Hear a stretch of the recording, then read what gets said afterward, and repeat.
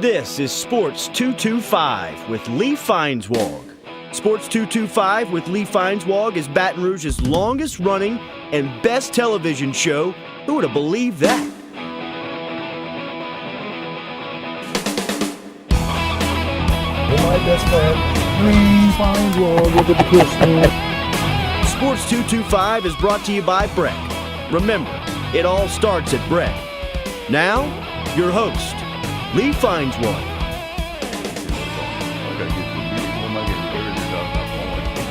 Oh my gosh, I love talking to T-Bob Hebert. He's my guest tonight here on Sports 225. We're getting close to wrapping it up for the 2017-2018 season. Kind of do this like a school year, if you will. Okay. So since so sports, the old Sports Monday, started in 1995. So I guess this is the end of. I think this is the end of 23 years. Wow, that's a congrats. What year were you born? 89. Yeah, there so you go. I maybe got the show beat by 6 years. Not by much though. So 29 now. T-Bob, of course, famous for many reasons. Not the least of which is I know you see. I'm talking about him, but that's okay. He's a former LSU football player who does radio locally, and you've expanded that now. You're not just your show with Jordy Collada first thing in the morning, but on with some of the other guys as well. Yeah, I mean, I'll do whatever, whenever. That's the great part about these jobs are, at the end of the day, it's just engaging in conversation with people. So, like, that's fun to do. It also makes for good content. So we do our show 7 and 9. Then I do a post-show show, which we just titled the post-show show, and that is online only. That's on Facebook. And who are those people on there with you? Those are our two producers, our video and audio producer. Nathan Velasquez is the video producer. He's great. Rivers Huey is the audio producer. She's incredible. But that's where we can get a little more not safe for work. Cursing aloud, talk about a lot of adult subjects. Okay, I'm glad you said that, so I wasn't so taken aback when I looked at it the other day. Oh, when did you hop in? It can be really weird. Yeah, yesterday mid-morning, whatever, so. I mean, don't even think I'm allowed to mention the things that we've talked about on there, but that's a lot of fun. And that'd be good if you don't. So we do that 9:30 to 10 every day, Monday through Friday, and sometimes it goes until 10:30 whenever. And then do a couple other things. That's like interactive with Facebook, of course. People yes, pop yeah. in. And share, spread the word. Even though maybe don't spread it too much because I don't want the bosses to start listening because then we might get shut down. Gordy hopped in there today. We'll have to see. But I like that. I mean, it's a lot of fun, and I just like doing that kind of stuff. We also do like a movie podcast and all this other stuff. So yeah, it's just trying to spread out, man. Work my conversational abilities, I guess. You've never been lacking. You are, as some people would say, a man of many malfunctions. Yes, I would say that's accurate. Yes, because this is a Renaissance man. Not only is he the largest person in the Cox Building today wearing a Pelicans jersey, we'll get to that in a little bit, but an accomplished gamer, an enthusiast. Enthusiast, maybe more than accomplished. I don't know if I have any great gaming accolades to my name, but I have a passion. That's for sure. Yeah. So, I mean, my main hobbies would be gaming, really any of the kind of nerd stereotypes, all your fantasy stuff, your Star Wars, your big franchises there. Your sci-fi, your fantasy. Lord of the Rings probably closest to my heart. I actually just read my daughter The Hobbit out loud, which is the longest book I've ever read out loud. But I'm a pretty stereotypical nerd, just with some sports mixed in, and then history. Love history. Got to throw that into the mix. I was a history minor. Oh, really? Yeah. I've always my personal preference is American history. I mean, there's a lot of European in there. I wish there had been more Asian, but American history, especially the 20s, always fascinated me. I am not too knowledgeable on American history. I would say the subject or the time period that I've kind of spent the most time in is Fall of the Roman Republic, Rise of the Roman Empire. But I'm always trying to expand. In fact, right now I'm Walter Isaacson, professor from Tulane, right? He's like the biography king. So I read his Da Vinci one that came out. I fell in love. So about the rest of the stuff, I'm trying to work through Einstein's right now. Trying to understand Einstein's actual concepts that he came up with. Maybe not as easy as just appreciating Einstein's life. So I've kind of stalled out a bit on that. But everybody should read. Get out there, read. It's fun. You expand your brain. It's the best. E equals MC squared to those of you keeping score at home. Yes, exactly. Now, trying to understand what that means is where my brain starts to break down. Well, biographies there were two things that got me into reading and subsequently journalism when I was a kid, which I actually geared towards at a young age. But I learned to reading comic books. Comic books were huge. I mean, Superman, Batman, Archie, those things, and that was big. And I was a DC guy. I've become a Marvel guy since the movies, more so. Yeah, I mean, it's funny. I also grew up a huge DC guy. Green Lantern was my absolute favorite. But really just the whole DC pantheon. I never really read Marvel. My brother liked Marvel a bit. But yeah, Marvel has taken over the modern day superhero mythology just because of how pervasive the movies are. Like, I actually finally got a babysitter this afternoon so I can go see Avengers. So I'm all excited about that. That said, I still have love for DC in my heart, but the DC movies leave a lot to be desired. The last one I watched was the Superman Batman thing where Superman came back and anyway. So let's make Doomsday into a 15-minute plot device. Like that's really, I mean, in the Batman Superman movie they did that, and that's really encapsulates, I think, the problem with a lot of the DC movies. They're not really, one of the impressive things Marvel has done, they took the time to lay the groundwork. This has been a slow burn to get to this point. Good point. And Stan Lee always makes a cameo. Yes, exactly. And DC wanted to hurry up and get to Justice League, and it just did. It did not work. Before I forget where I originally went with that. I remember that. It was biographies that intrigued me the most as a young reader.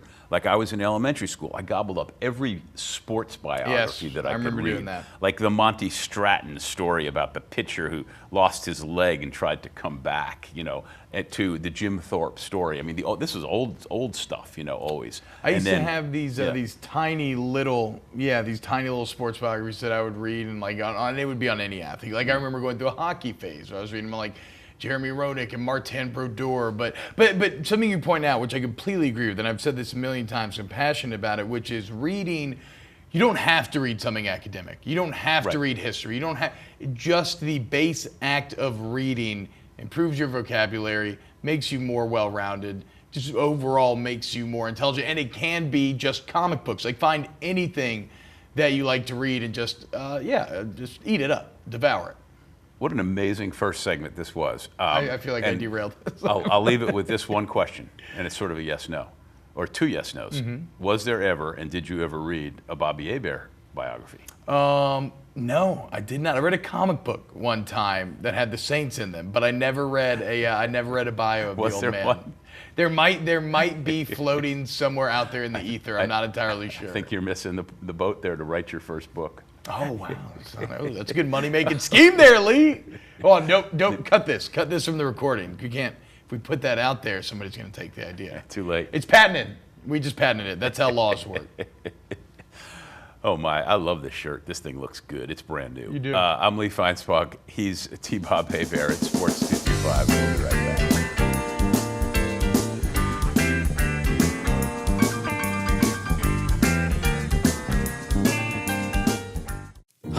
I'm the human dislike button. You may recognize me as the guy who enforces rules at Breck Parks. Check out my amazing presentation. Did you know? Motorized vehicles are not allowed in Breck Parks. Sales and solicitation are prohibited without permission from Breck. And my favorite rule, keep Breck Parks clean by placing all trash in trash cans.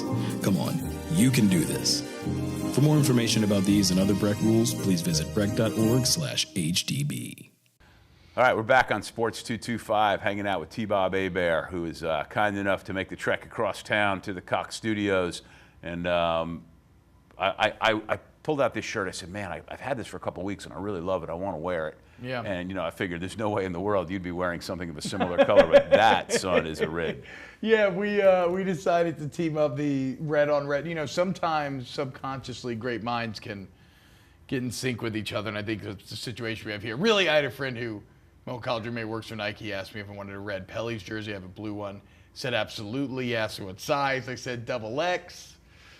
As you can see, maybe should have gone with the triple. But when I asked him about returning, he said they were out of sizes. So What are you gonna do? Just gotta rock it with confidence, man. And even though you're trimmed down considerably from your football days, Yes, but you're still a big boy. Yeah. I mean, I'm still pushing like 285, but I did trim down considerably, but then ever since I had the baby 9 weeks ago. Yeah, well, let's talk about that. The dad weight is coming in. I almost segued to that last segment. So you and Caitlin had your first child, Yes. Alice, who's 9 weeks old. And what's really cool is that there was a function that our friends at Tin Roof had recently, and Jay Ducote was doing some cooking, and we went over there, and there was the young Hebert family sitting there with then must have been like a 2-week-old Alice. Not 2 weeks, but I don't think we took her out until I'm like trying not to get judged. No, here. no. Hey, no, look. I think she was like 6 weeks old. 5 weeks was it old. that soon, long ago? Maybe. Well, my daughter Stacy went to her first Royals baseball game at 10 days old. Oh, nice. Okay, 'cause cool. So at the I'm in time, good company. yeah, I was covering the Royals. My wife was a friend of some of the wives of the Royals, and so she brought the baby there, and I never forget looking at somebody said, "Hey Lee, is that your kid?" And one of the fans, who was a super fan, who used to run around crazy, had my daughter and was running around Royal Stadium. And See, I went, now that would not have passed muster with my wife. And I'm thinking, I hope he doesn't drop her. Yeah, dude. Yeah, And you don't want anybody actually touching your baby. And I think it's more new now, but like they're like, don't let anybody kiss him. Make sure everybody washes their hands. Right, so right. like, And I'm kind of like, back off. But those of I you like to take watching- her out. I don't want to just keep her in the cave all day. Right, but those of you watching, especially moms, who if you've had the second or the third, or forget like the fourth, at that point it's like the 5-second rule is a joke. That's what I've heard. That thing, that fell on the floor, an answer on it. Oh, cool, the answer protein, just eat it, whatever. And no, so true story. So Benny the dog, we got a new dog. Benny's really cool. Nice. People ask, what kind of dog is Benny? He's white. He's a big old boy, but he loves to chase the ball. He can just throw it forever. Benny will just go get it. The other day, toss one. And we're pretty good about, Benny poops, little scoop, get it, clean up. The other day, absolutely. Benny must have fooled us, and gone out and did a little business without telling us. Throw the ball, and all of a sudden, Benny stops. And he's looking at the ball, and he's just looking at it. And he's reaching out with his paw, and he's making this face, dog face. Benny, what's up? And he'd go on over there, and the ball had actually just grazed a little bit of Benny Oh, poop. it wasn't even like sitting in it. No. Oh, but Benny interesting. wasn't having any piece of that action. Yeah, no, dogs are, I too, before we got a baby, we did the dog thing as kind of a test run for a couple of years there.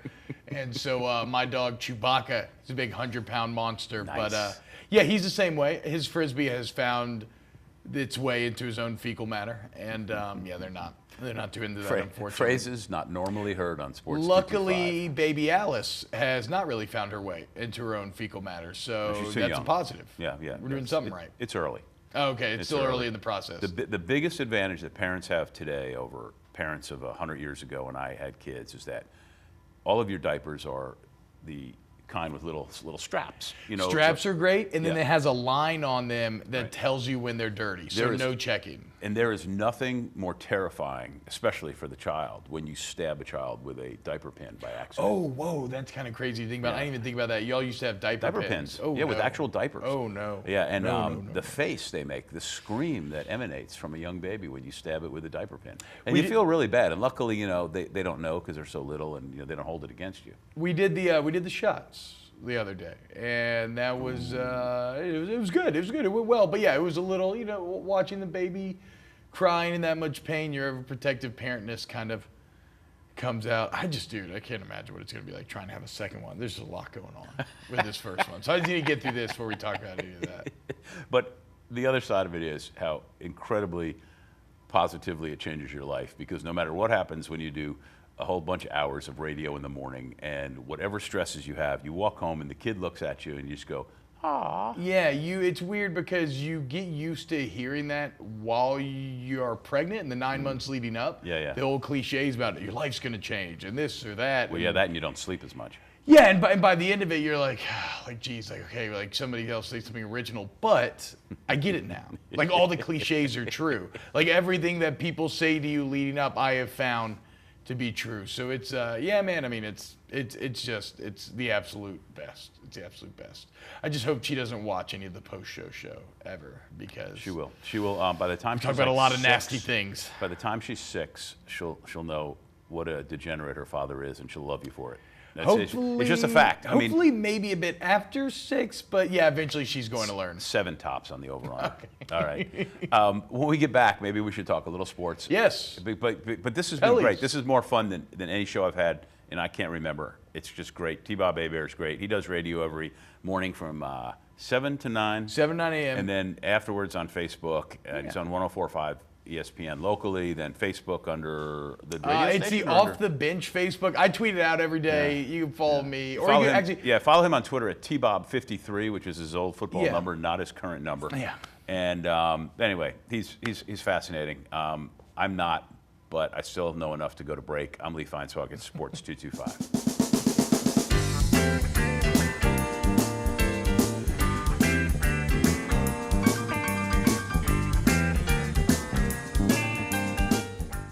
Hi, I'm the human dislike button. You may recognize me as the rules guy for Breck Parks. Sometimes the rules slip past us, so I put together this amazing presentation. Did you know? Golf practice is only allowed at designated golf facilities. Firearms, explosives, and weapons are not allowed on Breck property. Metal detecting is allowed in some parks, but go to Breck's website to learn more about this and other park rules. For more information, visit breck.org/HDB. It's like a fight stand. We're back on Sports 225. T-Bob Hebert's here with me. I'm Lee Feinswag. He's wearing a Pelicans jersey, and I'll broach a little NBA subject matter. Yeah, let's go. So number 23. Mm-hmm. You know who wore number 23 the first time and made the number famous? A guy who actually played in New Orleans for a brief time. Oh, really? Are you talking about war number 23 in New Orleans? Well, I thought it was a Michael Jordan thing. Michael Jordan wore it because Pete Maravich wore it. I did not know this. Yes. I had no idea, actually. Yes, and this is an Anthony Davis jersey. Yes, so Anthony Davis continuing the tradition. Right. Soon to be one of the greatest NBA players of all time. I don't disagree, provided his body accommodates him, because he's been hurt so much already, and the demands on him are so huge. And let me give you a perspective on that. When you watch what LeBron James has done in his career, and the load that he carries, and the fact that he's stayed relatively healthy the entire time, is just stunning. Because he's a tight end / linebacker with unbelievable with ballerina skills. Mm-hmm. But the pounding that he takes, whatever. And so that's the thing with Anthony Davis, as unbelievably skilled as he is, how often he's been hurt. And, and that's gone by the wayside a bit this year. So I think if you want to be positive, you say that this year has kind of shown the path to maybe that won't always be the case. What's fascinating about LeBron, I wish I could remember the number off the top of my head, but I read an article the other day. I want to say he commits like $6 million a year to his body. Maybe it was even more, but just in terms of everything he does to take care of it, recovery-wise, nutrition-wise, we're talking millions of dollars spent. But obviously, I'm good for at least $600 on mine. Yeah. I mean, I pay for a gym membership, so me and LeBron, it's just a slight gulf there, just a little bit. The gym in his house is probably better than the gym you go to, right? Yes, 100%. Yeah. But I mean, it's paid dividends for him, and he also that's laid out a path. Yeah. Maybe other athletes can emulate if they would wish. And when you look at Anthony Davis, I would think he would be someone who would maybe be open to following that kind of path. Yeah, no doubt. So as we're taping this, the Pelicans are down 1-0 in their series with Golden State, and we'll come out after the second game, I think. Okay. But it's probably going to be 0-2. It's so we talked to Coach John Brady about this morning on our show, and he pointed out a stat that I had not realized yet, which is, so we all know the Pelicans like to play fast, right? Alvin Gentry brought that same system to New Orleans that he had in Golden State. They love to play fast. So even in there's a bit of an inherent problem, because it's kind of like you'll appreciate this, the Bane-Batman relationship, where Bane tells Batman, right, you merely adopted the dark. I was born into it, molded by it. Well, the Pelicans merely adopted that style of play. Golden State birthed it. They've been molded by that fast play. But the key stat to focus in on, Pelicans are number 1 in pace play. I think the Warriors are like 4. However, in terms of offensive efficiency, Pelicans are 17th, while the Warriors are number one. So from like a matchup standpoint, both personnel and schematically, this is a horrendous matchup for New Orleans. Because just by New Orleans' very nature, the style of basketball they want to play, you're giving your opponents more possessions. And this is a Warriors team where they're going to convert those possessions higher and more efficiently than anybody else in the entire league.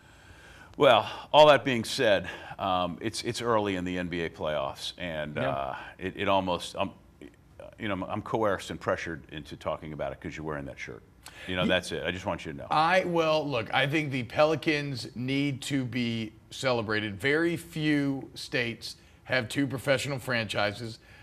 Very few states have two professional franchises that both made the playoffs and won their opening round playoff games. So I've never understood wanting to, well, I guess in the past they weren't winning, so that's why they don't support. But I believe in criticize when criticism's due and giving credit when credit is due. So I've been enjoying this kind of Pelicans uprising that's been going on lately. But yes, they're not actual threats to win a championship this year. And I usually don't venture into New Orleans pro sports on the show because it's Sports 225, not Sports 504. But in the old days, it was 504, so they split area codes long before you would know. All right, we got one last segment left. We're going to try to salvage whatever sports we have here. I probably ought to ask him about LSU football. He's T-Bob Hebert. I'm Lee Feinswag, and this is not Sports 504, but Sports 225.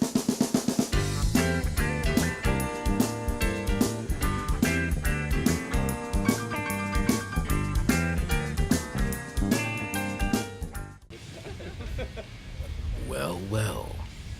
Looks like someone forgot all neighborhood Breck Parks close at dark. You want another? I think they'll pass.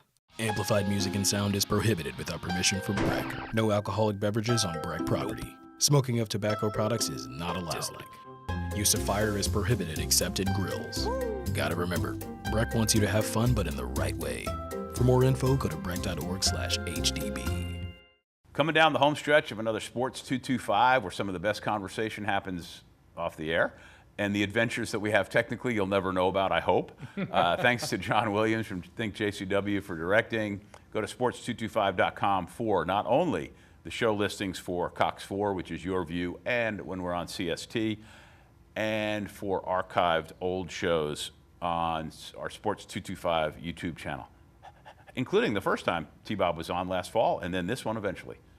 Oh, yeah. And by the way, T-Bob Hebert's here. It's all about the on-demand content. That's it. Nowadays. At T-Bob53 on Twitter. All right, we just got a couple quick minutes. What you got? LSU football, spring training. Did you learn anything? Do you have any big insights for me on anything? Really, unfortunately, spring just seemed like a confirmation of this team is who we thought they were, right? Probably a top 5 defense in the entire nation. I think the front seven has potential to be incredible. The only thing that maybe derails that is injuries at the cornerback position because of the lack of depth there, but I still like your frontline starters. I think you have a strong offensive line, which we knew they were going to have. But I do think that there is a power vacuum in that LSU backfield. For the first time in about 25 years, there's probably not, maybe Clyde Edwards-Helaire, one of those running backs emerges. But right now, there's not a surefire NFL guy for the first time, like I said, in really about 25 years. Yeah, you're right. And the hope was that in that power vacuum, it would be filled with excellent quarterback play. But after watching spring, it seems like it's more of the same. Like LSU hasn't had a guy just go in there and assert themselves as a starter in forever. Instead, every year, you're left picking the best from kind of a mediocre quarterback battle. And Justin McMillan did look the best, so credit to him. But I still don't like the fact that all three quarterbacks sub 50% completion percentage. You know, the most important thing for a football team, in my opinion, is the offensive line. He, of course, a former offensive lineman.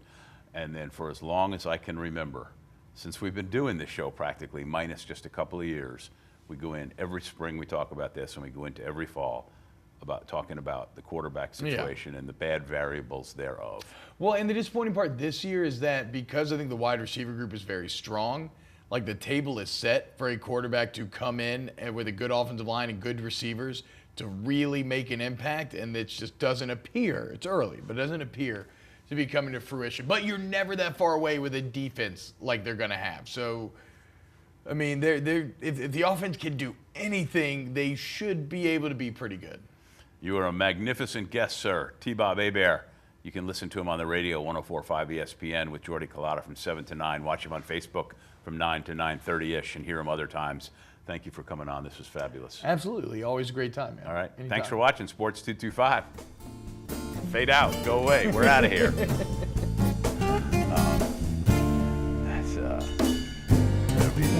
the way they take home with the time. At carnival time by Baton Rouge Bay, that's the site of my story. At Spanish Town Mardi Gras, things can get blurry. See the mowers marching